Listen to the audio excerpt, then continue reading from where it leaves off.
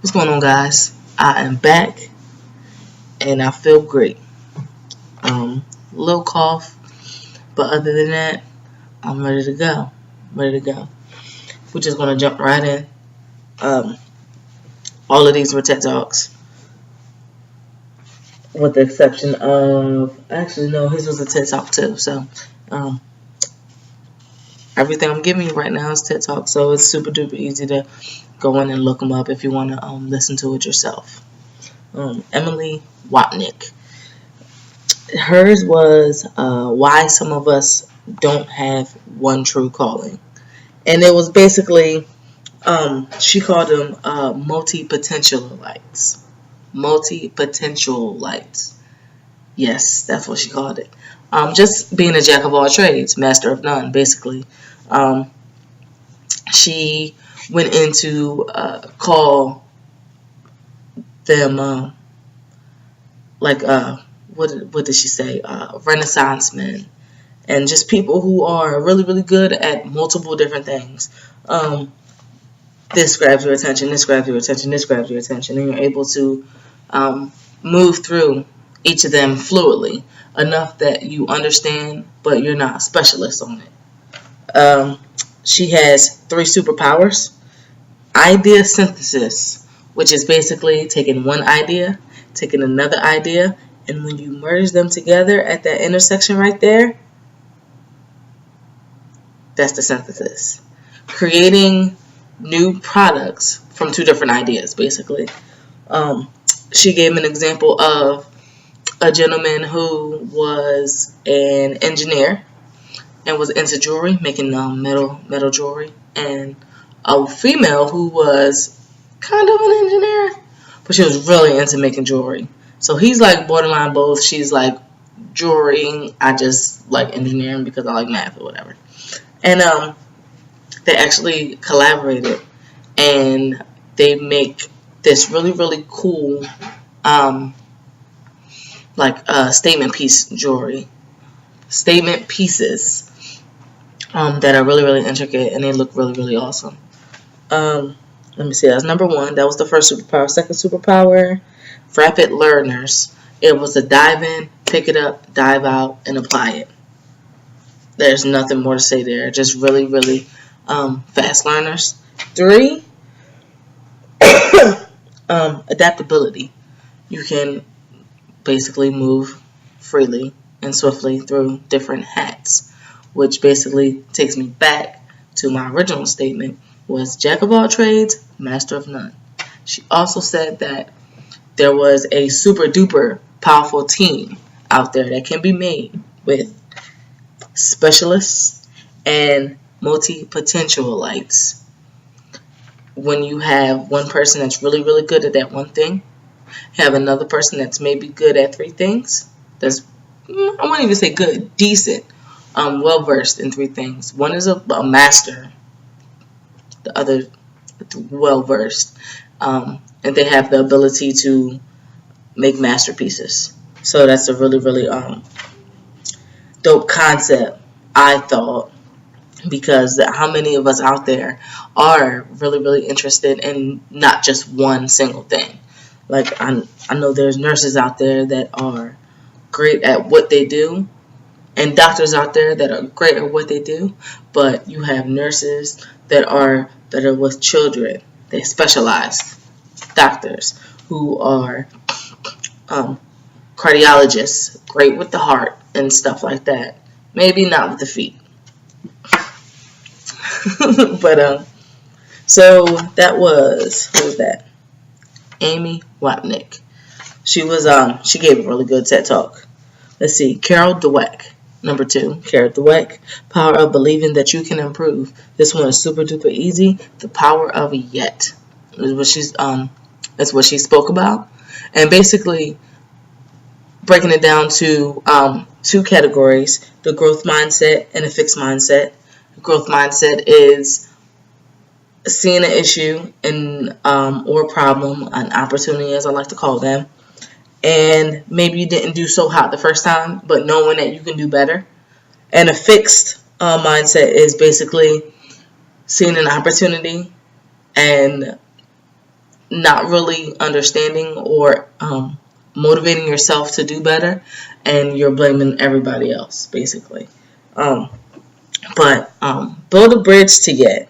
She spoke about, and I said like 30 times. Gosh, I'm a work in progress, y'all. Praise wisely. There I go again. Praise effort and praise improvement.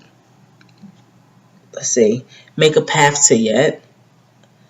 Change mindsets. That promotes self-motivation. If you change your mind, like I've been saying, change your mind, you can change your life. And I can attest to that. Change your mind, change your life. That was Carol Dweck, Power of Believing That You Can Improve. And I believe that everyone can improve in one form or another. Angela Lee, Grit, Power of Passion and Perseverance. Let's see. She basically took a group of people, age, race, sex, didn't matter. A group of people, they did a study. And they wanted to see who would be successful and why. And they tied it all into grit. And Angela described grit as basically passion and perseverance for long-term goals. Meaning not, I'm going to save $20 so I can go to the movies. No, more of, I'm going to save $15,000 in 5 years so I could put a down payment on a house. More of a long-term mindset. First, you have to understand what it is that you want and not let anything out there knock you off your game, knock you off the path to get to your ultimate goal. She also quickly referred to life as a marathon, not a sprint. And she also said talent does not make you gritty. You can have a boatload of talent. You can be really, really talented. But without grit, without the passion, without the drive, the perseverance to keep going when things get tough, because we all know everything isn't easy. Things are going to get tough. Without that grit, you're just talent. It may get you to a certain extent, but it's not going to get you too far just based off of talent alone. You have to have grit. You have to have passion. You have to have patience and all that good stuff. So that was Angela Lee, Grit, Power of Passion and Perseverance. Next, Clint Smith. This was a TED Talk, but it was more of a spoken word. And his was The Danger of Silence. It was literally only 4 minutes and 22 seconds. But he packed so much power into this 4 minutes and 22 seconds that I'm not even really going to deep dive into it. I'm just going to let you know that the message that I got from it was that whenever I can, if there's ever an opportunity to use my voice to help someone, to lift somebody up, to make them feel better, to stop someone from abusing someone else or anything like that, I'm going to use it. Bottom line, I'm going to say one quote, and he said, "Sometimes we spend so much time listening to things people are saying that we rarely pay attention to the things they're not." I'm going to just let y'all. It's heavy. Just let that process. That's all I'm going to say. I personally want you to go check that one out. Like Clint Smith, The Danger of Silence. TED Talks, 4 minutes, 22 seconds. I got a whole paragraph here, but I'm not even going to spoil it. I want y'all to go. You can find 4 minutes and 22 seconds. So go look at that. Let's see. That's one book. I got a new book for February. It's got like different books in it. All my notes from my TED Talks, my shopping list. It's like a little traveler's journal. I think it was pretty cool. But boom, here goes the doozies. Sinek. Why good leaders make you feel safe. Basically, in a nutshell, leaders lead from the front. Leaders always lead from the front. And leaders sacrifice themselves and the things that they may need so that their team can have the things that they definitely need. And what ends up happening is your team sees that. So when your team is out there and they're fighting with you and whatever the case, because he brought up a lot of military stories and stuff like that. But this can happen in the workplace. It happens at home. Being a great leader. Your team, the people that are following you, they see your sacrifice, so they turn around and not even reward you, but they can reward you with maybe whatever it was that you were sacrificing. Maybe they get together and they're able to put their pieces together and give you that whole thing that you would have had, but they wouldn't have had any. If you feel what I'm saying, I'm gonna say it again. You sacrifice the things that you need for your team. Your team sees that sacrifice. They take their little pieces that they have to build that whole for you that you would have had. I think I broke that down the same. I don't know. But I hope I did. I hope y'all got it because I thought that was amazing.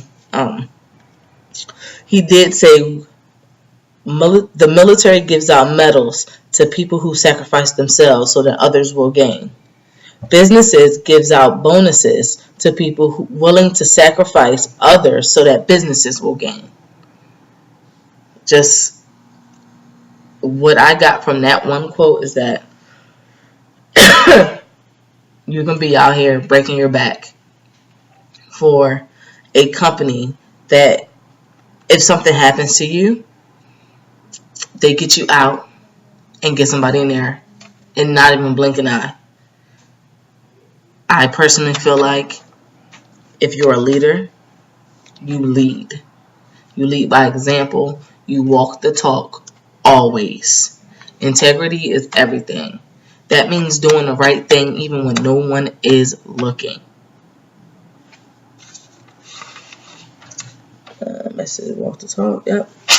Then we have Roselinde Torres, What It Takes to Be a Good Leader in the 21st Century.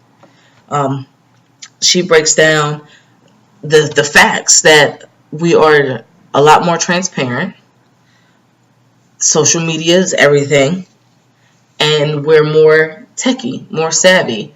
Like, I wish I could pick it up, but I can't right now. But I made a ring light about 2 months ago. And that's that extra light you see from the side right there. We're more savvy. YouTube is everything. Just saying. Let's see. Ask 3 questions to determine a great leader. And this TED Talk was, I personally felt like it was more geared towards old-timey companies and business owners that may be struggling to move forward with the times, because change is everything. Times change. You have to keep everything updated. But she said, where are you looking to anticipate change? Basically said you should be looking at your calendar. How leaders and great leaders. So leaders can look ahead and look forward. Great leaders can look around corners.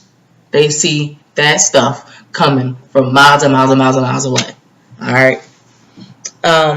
Number 2 is what is the diversity measure of your network? Meaning, how do you network? How do you network with people who do not have the same thing in common as you do? I said that really, really wordy, but how do you build those relationships? Because you're going to get honest opinions. You're going to get other perspectives from people who aren't on the exact same page as you are. when it comes to certain things in business, in life in general. You'll get this different aspects. How do you build that bridge? How do you make that relationship strong? How do you make it happen? Number 3, are you courageous enough to abandon the past? Meaning, are you strong enough and do you have enough courage to understand that understand period, that everything will not always work. And one thing worked for 5 years, but it's not working anymore. So are you courageous enough to leave that and change and develop into something new? Basically what I got from that is always be thinking, always be learning, and always be changing and getting ready for change. Boom. Sheryl Sandberg. Why we have few women leaders. I got another whole page here, but I'm not even going to deep dive. I want you to go check her video out. It was about 15 minutes, maybe a little over. But she had 3 messages for women in the workplace, and those messages were sit at the table, being in a business meeting. Some women sit to the side, and that some women, well, actually more women underestimate themselves too often, and it happens. It's like the nature of the beast. We we give kudos to our young boys for doing great and succeeding and being all that they can be. But when it comes to our women and our girls, sometimes we think, oh, they're girls, let's treat them with fragile hands. And sometimes we do need fragile hands, but sometimes we need to get in there and get our hands dirty. Number 2, make your partner a real partner. Basically, what she was saying was, if you're in a relationship, whoever is staying at home with the kids, or maybe you're not staying home with the kids, but make it equal. Make it equal.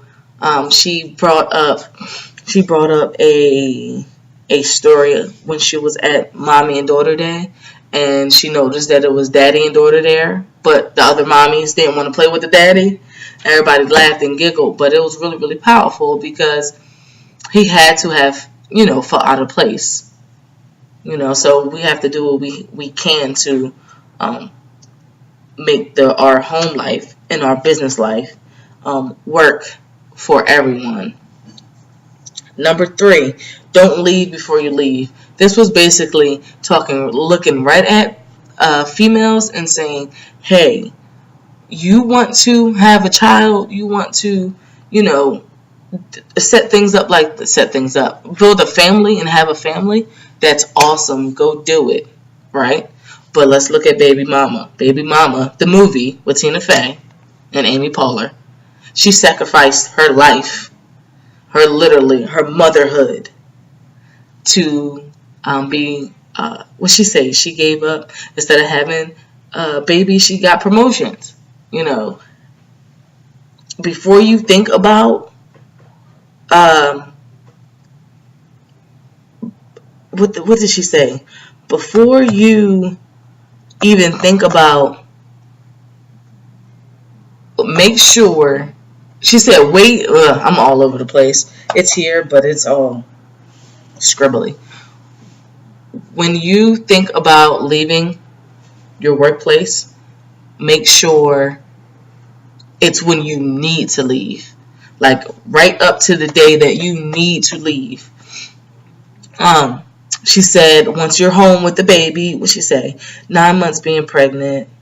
What she say? 3 months maternity leave, 6 months to just catch your breath, and 2 years later, it's difficult to leave your child to go back to work if you're not challenged, if you're not interested, which ties back into sitting at the table, standing up for yourself.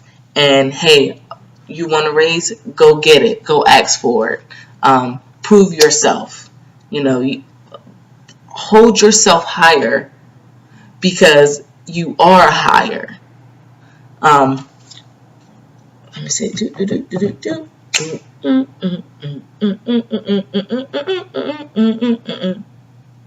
Success and likability. Keep your head to the sky. I'm gonna start playing music. Yeah, okay. Sheryl Sandberg. TED Talk. Why we have too few women leaders. It was really, really interesting. I got a lot of good information just even with myself. Like, sometimes I have to look at myself and say, self, you know you deserve better than that, or you know you can do better than that. And then I go do it. Sometimes we just have to slow down, look at ourselves in the mirror, in our phones, with that amazing light, and know we can kick ass. Know we can rock out and go rock out.